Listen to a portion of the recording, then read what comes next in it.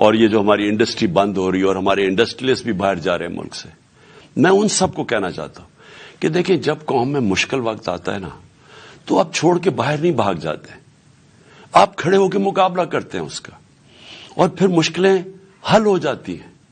ہمارے سے بہت برے حالات جرمنی اور جاپان کے تھے دوسری جنگ عظیم کے بعد، وہاں بھی تقریباً کوئی بلڈنگ ہی نہیں کھڑی تھی، فیکٹریاں تباہ ہو گئی تھی، شہر سارے تباہ ہو گئے تھے۔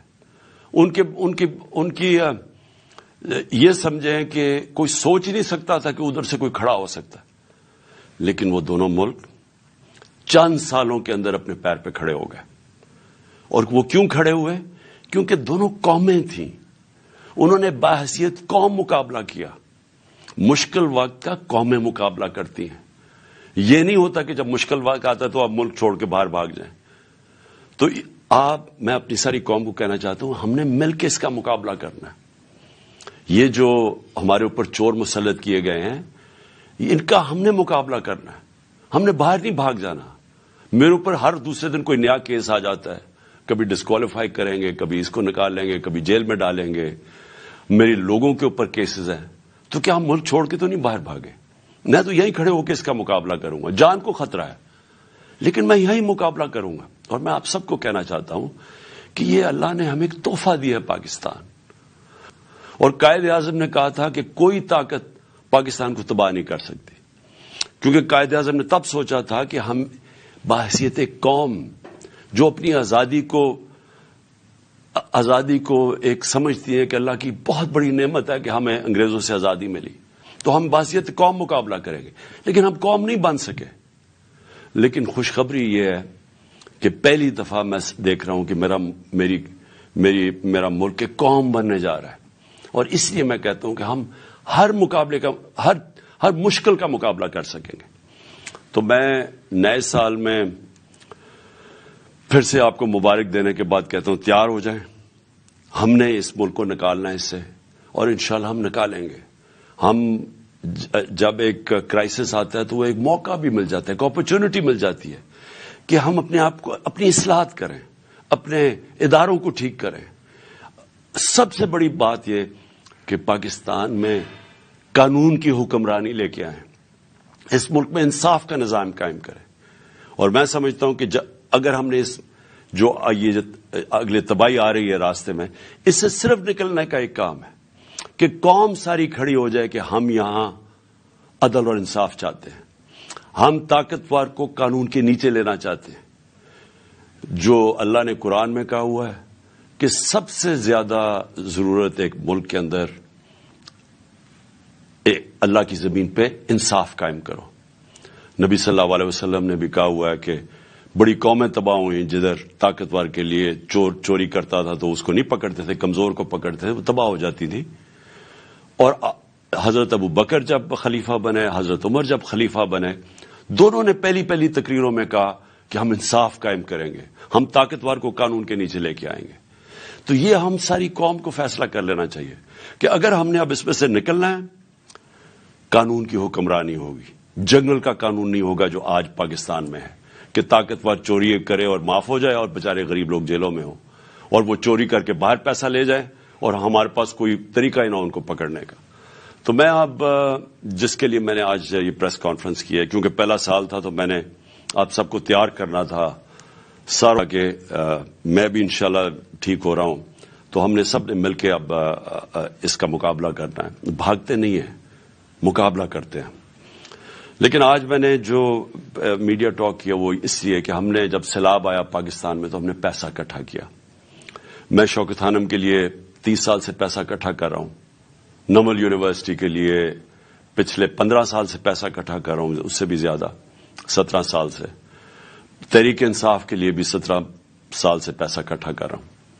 میں ہمیشہ جو بھی پیسہ اکٹھا کرتا ہوں ساری چیزیں ٹرانسپیرنٹلی، شفافیت سے کرتا ہوں، اور میں ہمیشہ لوگوں کے سامنے سارے اپنے اکاؤنٹس رکھتا ہوں۔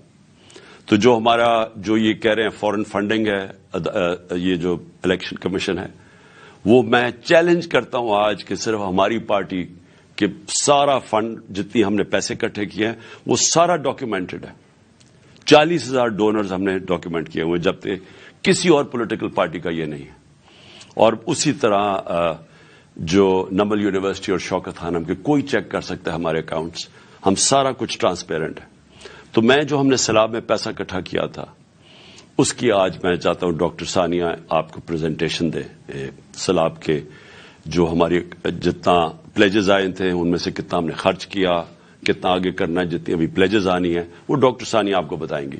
میں صرف ایک چیز کہنا چاہتا ہوں کہ یہ جو سیلاب تھا اس نے پاکستان کے گورننس سسٹم کو پبلک کے سامنے لے کے آیا کہ کون سی حکومت نے کتنی تیاری کی تھی کہ اگر سیلاب جیسا ایک اوپر سے عذاب آتا ہے, ایک مشکل وقت آتا ہے, تو ہم اس کا کیسے مقابلہ کریں گے.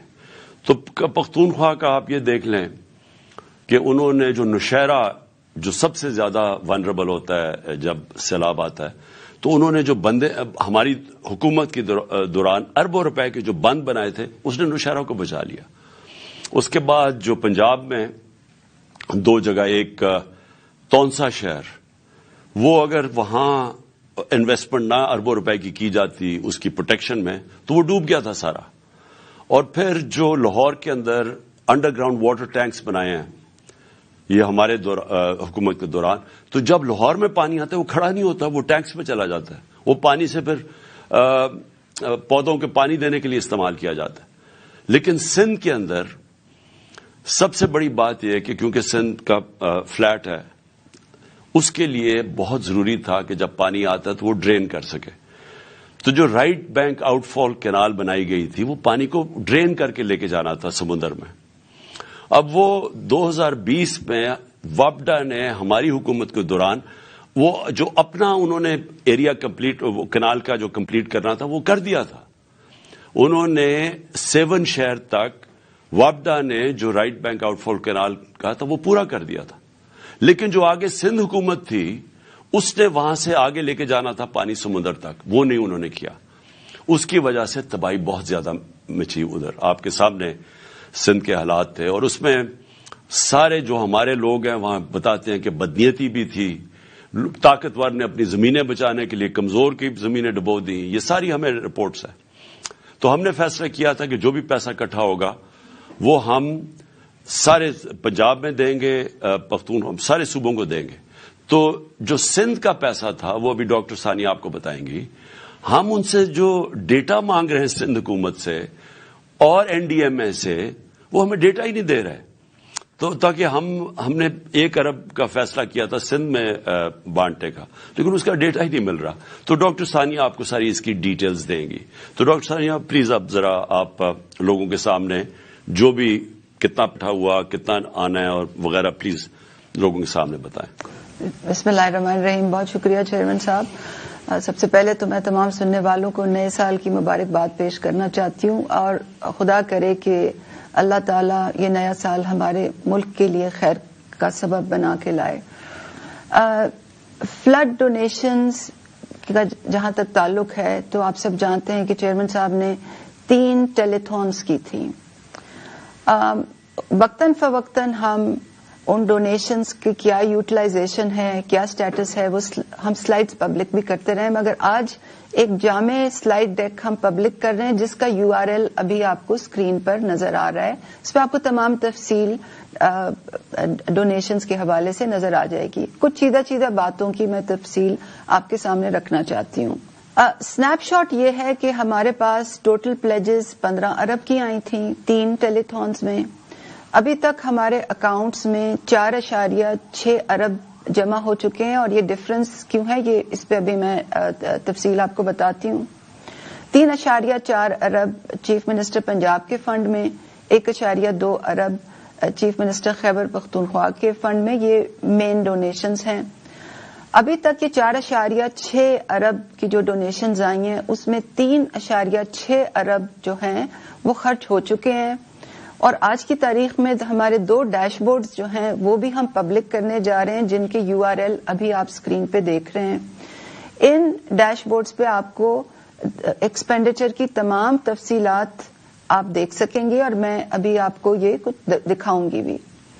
1 ارب جو ہے ہم نے سندھ کے لیے رکھا ہوا ہے. وہ چیئرمین صاحب جب سندھ گئے تھے تو انہوں نے اناؤنس کیا تھا اور ہم ڈیٹا اویٹ کر رہے ہیں کیونکہ خیبر پختونخوا اور پنجاب میں جو سروے ہے وہ مکمل ہو چکا ہے اور ہماری ایکسپیکٹیشن ہے کہ سندھ میں بھی سروے مکمل ہو گیا ہوگا. تو جتنا جلدی وہ ہمیں ڈیٹا دیں گے اتنا جلدی ہم یہ 1 بلین جو ہے 1 ارب جو ہے وہاں پر 40,000 لوگوں کو میں بانٹ دیں گے. اس کی تفصیل بھی اور پالیسی آگے آپ کو بتاتی ہوں. یہ جو پریزنٹیشن آج ہم نے پبلک کی ہے اس میں اکاؤنٹس جو کلیکٹ کر رہے ہیں, جتنی فنڈ کلیکشن ہوئی ہے, جتنے راؤٹ سے ہوئی ہے, جتنے چینل سے ہوئی ہے, ان کی تمام تفصیل ہے. جو ہم نے پروسیس اڈاپٹ کیا ہے سروے کے لیے, ایلیجیبلٹی کے لیے, ڈیٹا اینالیٹکس کے لیے, پیمنٹس کے لیے, ٹرانسپیرنسی کے لیے, اس کی بھی تفصیل درج ہے. فنڈ کلیکشن جو ہوئی ہے اس میں ہم سلائیڈ ڈیک میں ہم نے یہ بھی بتایا کہ انٹرنیشنل ڈونرز سے کتنا آیا ہے, ڈومیسٹک ڈونرز سے کتنا آیا ہے. 66% ڈومیسٹک ڈونرز سے آیا ہے, 34% انٹرنیشنل ڈونرز سے آیا ہے. ٹرانزیکشنز کتنی ہوئی ہیں اس کی بھی تفصیل ہے. ٹرانزیکشن سائز جو ہے یعنی کہ size of donation foreign donors کا کتنا ہے, یعنی کہ جو اوورسیز پاکستانی ہیں, جو ڈومیسٹک ڈونرز ہیں, ان کی ایوریج سائز آف ڈونیشن کیا تھا. تھوڑا سا میں تفصیل سے بتانا چاہتی ہوں کیونکہ اکثر یہ سوال ہوتا ہے کہ 3 ٹیلیتھونز میں پلیج تو لوگوں نے 15 ارب کیے ہیں مگر آپ کے اکاؤنٹس میں اس وقت 4.6 ارب موجود ہیں. یہ کیوں ہے یہ سمجھنا بہت اہم ہے. اس کی 3 وجوہات ہیں. سب سے پہلے تو یہ کہ تقریباً 3 سے 4 ارب کی جو پلیجز تھیں وہ ہمارے اکاؤنٹس میں آنی نہیں تھی. ان لوگوں نے ٹیلی تھون سے انسپائر ہو کے کمٹمنٹس کی تھیں مگر انہوں نے اپنے چینل سے یہ خرچہ کرنا تھا. نمبر 1. نمبر 2 یہ کہ 4.3 ارب کی جو کریڈٹ کارڈ ڈونیشنز ہیں وہ فیل ہوئی ہیں اور یہ میں کوئی آپ کو آربیٹری کوئی فگر نہیں بتا رہی. یہ اسٹیٹ بینک آف پاکستان نے ہمیں یہ فگر دی ہے کہ 4.3 بلین روپے کی جو ٹرانزیکشنز ہیں کریڈٹ کارڈ باہر سے جو ٹرانزیکشنز ہیں وہ فیل ہوئی ہیں. اس کی بھی 5 وجوہات ہیں. 58% جو اماؤنٹ ہے یہ 4.3 ارب میں وہ اس لیے فیل ہوئی ہے کیونکہ جو اونر آف دا اسکیم یعنی کہ ماسٹر کارڈ یا ویزا جو کریڈٹ کارڈ ہے انہوں نے یہ ڈونیشن آتھرائز نہیں کی. پاکستان پیسے بھیجنے میں لوگوں کو کافی مسائل سامنے آتے ہیں اور اس وجہ سے یہ بہت بڑی رقم جو ہے ہمارے اکاؤنٹس میں نہیں آ سکی. 15% جو ہے وہ آتھینٹیکیشن فیلئر ہے اور اس کے بھی آگے کئی ریزنز ہیں. یعنی کہ جو او ٹی پی انہوں نے جو او ٹی پی آتا ہے آپ کے فون پہ جب آپ ٹرانزیکشن کرتے ہیں ویب سائٹ پہ جا کے یا وہ ایکسپائر ہو گیا یا CCV 3 ڈیجٹ نمبر جو پیچھے لکھا ہوتا ہے کریڈٹ کارڈ کے وہ انکریکٹلی انہوں نے ڈالا. تو 15% آتھینٹیکیشن فیلئرز ہیں. 21% جو فیلئرز تھے اس 4.3 ارب میں وہ بھی ایشوئر بینک یعنی کہ جو باہر کا بینک تھا انہوں نے ڈکلائن کیے اور اس کی وجہ یہ تھی کہ یا تو کریڈٹ کارڈ لمٹ نہیں تھی یا اس کریڈٹ کارڈ پہ ڈو ناٹ ایپلیکیشن اس وقت پائپ لائن میں ہے. تو اس وقت شاید آپ کو اسکرین پہ بھی نظر آ رہا ہو یہ 3 وجوہات ہیں جس کی وجہ سے جو پلیجڈ اماؤنٹ اور اکاؤنٹس میں جو اماؤنٹ ہے ان میں فرق ہے. سلائیڈز میں ہم نے اور بھی بہت تفصیل سامنے رکھی ہے.